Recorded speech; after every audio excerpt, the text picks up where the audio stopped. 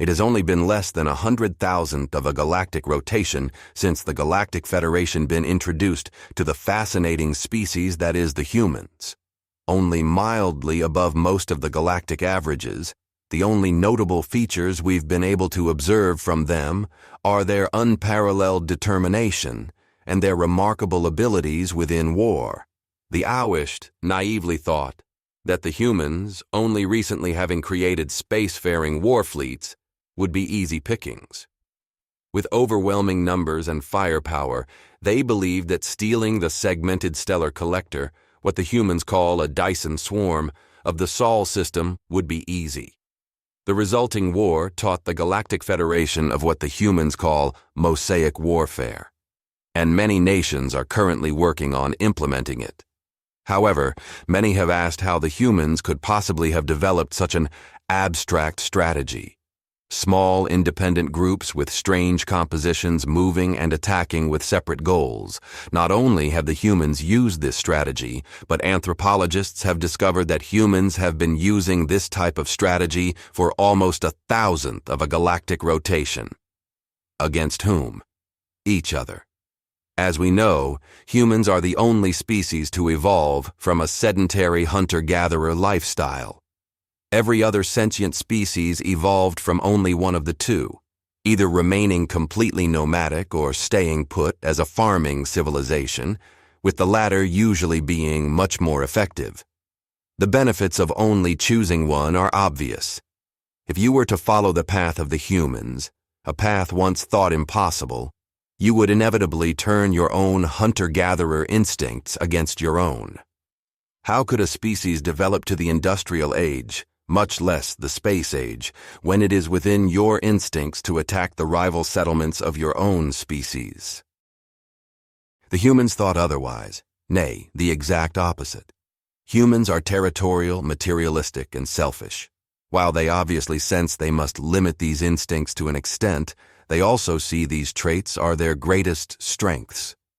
The human aggressiveness towards its own forced it to keep evolving, if not biologically, technologically, or intellectually. Humans have the ideas of natural selection and Darwinism. To them, the weak are culled by a natural force, leaving the strong with further resources and greater opportunity for reproduction. Such an idea is fantastically opposed to the base instincts of every other sentient species. Even if they are weak, more people and more bodies can do more things, can they not? The humans would agree, but unlike us, only to a certain extent. This human confidence in their own traits went so far that they considered them universal. Again, contrary to us, who see it as a miraculous twist of the odds. When humans were approaching the state of being a type-wise civilization, they, like we all have, began sending radio waves into space in an attempt to contact other species. As we know, however, advanced civilizations only utilize FTL communication for long range, and thus we never detected or responded to these messages. While many humans, like us, initially concluded that alien life must simply not exist, some, however, created a wild, frankly horrific theory. Several local months ago, I and a few of my associates in anthropology received a shipment from Earth comprised of an assortment of human media. It was a regular occurrence at that point as we had already received shipments of philosophy, politics, economics, and history. In many ways, other than history, we found that humans were still able to develop much the same way as the rest of us had. However, this shipment was different. We wanted to begin reading human fiction, and we thought there would be no better place to start than with science fiction, a genre created by humans specifically about scientific advances they thought to be either somewhere out of reach or along the edge of what is possible.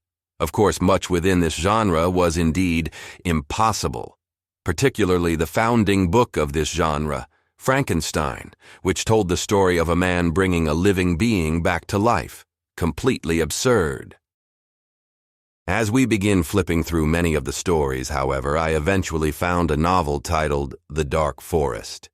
Like many within the genre of science fiction, It was a story about aliens, their primitive understanding of interstellar life. You must remember, like us, the humans were still wondering why they could not find other life, a question they called the Fermi paradox. Much to my horror, the book, The Dark Forest, proposed the most insane and terrifying solution to such an idea I've ever had the misfortune of hearing about. I must remind you at this point that humans are territorial, materialistic, and aggressive. Since they had no other reference of sentience but themselves, they assumed that all intelligent life must evolve to be the same way. A terrifying thought, I know. What if all of the members of the Galactic Federation operated as humans do? This book answered the question in the most horrific way I could imagine. Space is vast, and before the advent of FTL communication, it was assumed that information could only travel, at the fastest, at the speed of light. This would render communication between different species essentially impossible, since it would take many years for the message to reach the recipient and many more to come back. That would not be much of a problem, however. If we were to also assume that no ships used FTL drives, sending a fleet to another species in order to wage war would be especially insane. There would be no way to resupply them. And considering the many decades of travel time, the people actually fighting the battle would have to be the children or even grandchildren of the initial crew. You may now wonder then, why I consider this theory to be so terrifying. After all, the humans are appearing to admit that it is impossible to wage war.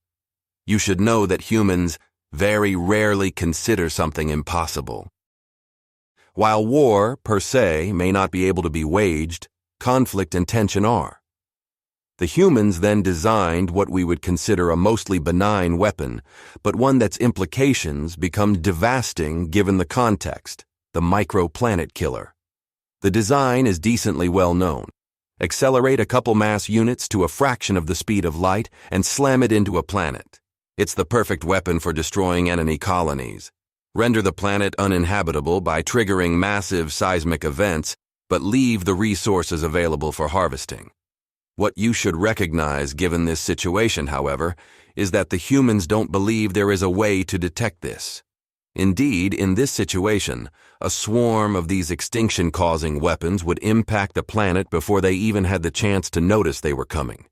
However, the humans believe that if they can do it, anyone can, and thus, they arrive at their terrifying conclusion.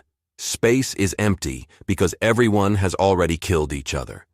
According to this theory, the humans believed that space is a dark forest, an expanse full of corpses and species hiding from each other to avoid mutually assured destruction. Fortunately, the humans dropped this theory shortly after the advent of FTL communication. By the time of first contact, none of them were particularly scared of finding other sentient life in the universe. But we can only imagine what it'd be like if they were right.